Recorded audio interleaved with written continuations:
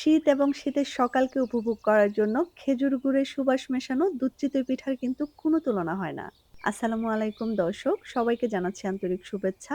Cook habits এর আজকের আয়োজনে থাকছে খেজুরের গুড়ের সুবাস মেশানো নরম তুলতুলে দুধ চিতই রেসিপি। কোনো ধরনের মাটির খোলা ছাড়া ঘরে থাকা যে কোনো রান্নার কড়াইতে অসংখ্য ছিদ্রযুক্ত এরকম জালিদার পারফেক্ট চিতই পিঠা কিন্তু খুব সহজেই তৈরি করা যাবে। আর যেটা দুধে ভেজানোর পর খুবই সুন্দরভাবে ভিজে গিয়ে তুলতুলে আর সফট হয়ে যাবে। চলুন তাহলে আর কথা না বাড়িয়ে মূল রেসিপিতে চলে যাই। দুধ চিতই তৈরি করার জন্য প্রথমে চিতই পিঠা তৈরি করে নিতে হবে। এজন্য একটা কড়াইতে নিয়ে নিয়েছি ৪ কাপ পরিমাণ ভেজা চালের গুঁড়ো। চুলার তাপমাত্রা মিডিয়ামে রেখে ৪ থেকে ৫ মিনিটের মতো চালের গুঁড়াটাকে ভেজে নিতে হবে।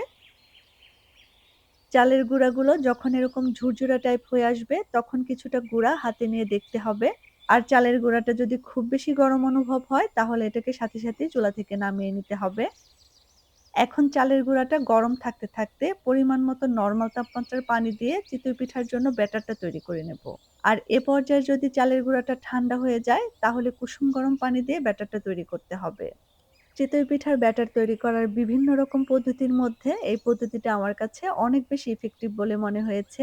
যারা কখনোই চিতই পিঠা তৈরি করতে পারেন না, তারাও কিন্তু এই পদ্ধতিতে খুব সহজেই চিতই পিঠা তৈরি করে নিতে পারবেন। একটু একটু করে পানি দিয়ে চালের গুঁড়াটাকে আমি খুব ভালোভাবে মথে নিয়েছি। এখন এর মধ্যে দিয়ে দিচ্ছি স্বাদ মতো পরিমাণে লবণ। একবারে কিন্তু পানি দিয়ে দেওয়া যাবে না। প্রথমে খুব ভালোভাবে মথে নিতে হবে। তারপর একটু একটু করে পানি মিশিয়ে মিশিয়ে এরকম একটা পারফেক্ট থিকনেস আনতে হবে।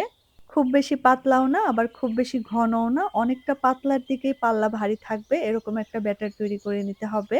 এখন চিতই পিঠার ব্যাটারটা এক সাইডে রেখে দিয়ে দুধ চিতইয়ের জন্য দুধটা রেডি করব। চুলায় একটা হাঁড়িতে ১.৫ লিটার পরিমাণ গরুর দুধ নিয়ে জাল করে আমি এটাকে সোয়া ১ লিটারের মতো করে নিয়েছি।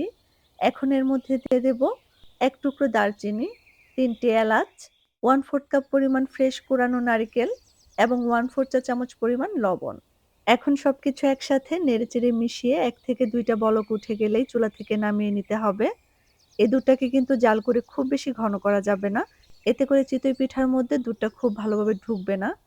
দুধের তাপমাত্রা যখন কুসুম গরম অবস্থায় চলে আসবে, তখন এর মধ্যে দিয়ে দেব ১.৫ কাপ পরিমাণ কুসুম গরম খেজুরের গুড়। আর খেজুরের গুড়টাকে আমি আগে থেকেই সামান্য পরিমাণ পানি দিয়ে চুলায় কিছুক্ষণ ফুটিয়ে নিয়েছিলাম।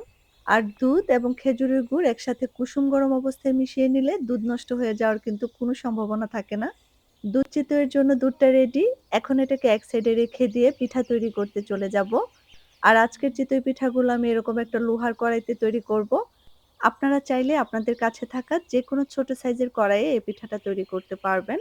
কড়াইটাকে হাই হিটে গরম করে পরিষ্কার একটা ভেজা কাপড়ের সাহায্যে খুব ভালোভাবে মুছে নিয়ে আগে থেকে তৈরি করে রাখা চিতই পিঠার ব্যাটার থেকে পরিমাণ মতো ব্যাটার আমি কড়াইয়ের মাঝখানে দিয়ে দিয়েছি। এখন চুলার তাপমাত্রা মিডিয়ামে রেখে ঢাকনা দিয়ে এটাকে রান্না করব ১.৫ থেকে ২ মিনিটের মতো। আর ১.৫ থেকে ২ মিনিটের মধ্যেই কিন্তু একটা পারফেক্ট আর ফুলকো চিতই পিঠা তৈরি হয়ে গিয়েছে। আর এই পিঠাটা কড়াই থেকে উঠানোর সাথে সাথে গরম থাকা অবস্থায় কুসুম গরম দুধের মধ্যে দিয়ে দিতে হবে।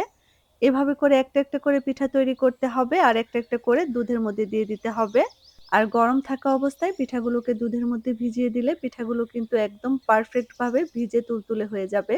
আর ভেজানোর সময় যদি দুধ আর পিঠা দুটোই ঠান্ডা হয়ে যায় তাহলে পিঠাগুলো কিন্তু পারফেক্ট ভাবে ভিজবে না। পিঠাগুলো খেতে শক্ত লাগবে। সবগুলো চিতই পিঠা আমি দুধের মধ্যে খুব ভালোভাবে ভিজিয়ে দিয়েছি। এখন এটাকে ঢাকনা দিয়ে রেখে দেব ৫ থেকে ৬ ঘন্টার জন্য। তবে খুব ভালো হয় যদি সারা রাতের জন্য রেখে দেয়া যায়। ৫ থেকে ৬ ঘন্টা পর দুধ শোষণ করে পিঠাগুলো অনেকটাই বড় হয়ে গিয়েছে। আর একদম নরম তুলতুলে আর সফট হয়ে গিয়েছে। পিঠাগুলো অসংখ্য ছিদ্রযুক্ত আর অনেক বেশি জালিদার হওয়ার কারণে প্রত্যেকটা পিঠাই কিন্তু একদম পারফেক্ট ভাবে ভিজে গিয়েছে। আপনাদের বোঝার সুবিধার্থে আমি একটা পিঠা কেটে দেখিয়ে দিচ্ছি পিঠাগুলো ভেতর থেকে ঠিক কেমন হয়েছে। দেখে নিশ্চয়ই বুঝতে পারছেন পিঠাগুলো ঠিক কতটা পারফেক্ট আর সফট হয়েছে। আর সেম রেসিপি ফলো করে যে কেউ কিন্তু এরকম পারফেক্ট দুধ চিতই পিঠা তৈরি করে নিতে পারবে। আজ তাহলে এ পর্যন্তই। ইনশাআল্লাহ দেখা হবে অন্য কোনো রেসিপিতে। আসসালামু আলাইকুম।